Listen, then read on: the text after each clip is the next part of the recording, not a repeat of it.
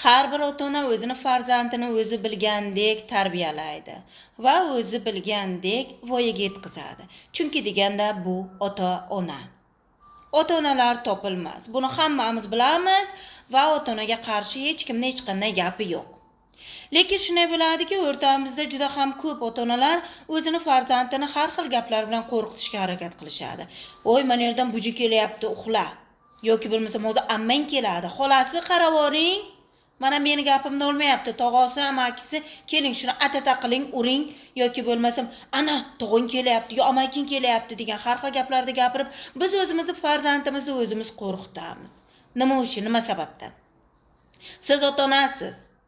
Ota-ona o'zini gapini nahotki o'zini farzandiga o'tkaza olmasa.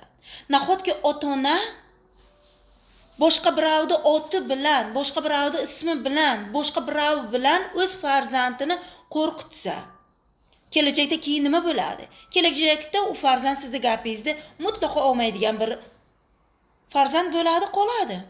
Bu narsaga esa aybdor siz o'zingiz bo'lasiz. Hozir siz bu narsani anglab yetmayapsiz, lekin keyinchalik esa tan olgingiz kelmaydi. Meni gunohim qayerda edi, qayerga xato qildim degan savollarni o'zingizga qayta-qayta berasiz. Agar siz 6 yoshlik farzandingizga hech qanday gapni anglata ololmayapsizmi? Undan chiqdi, siz u farzandingizni anglay ololmayapsiz.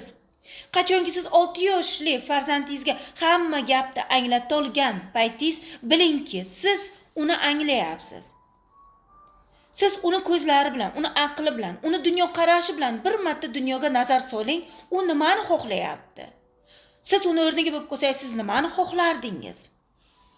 Shunday qilib asta-sekinlik bilan siz uni qalbiga, uni ongiga yo'l topa olasiz. Faqatgina siz bu narsani xohlasangiz bo'lgani.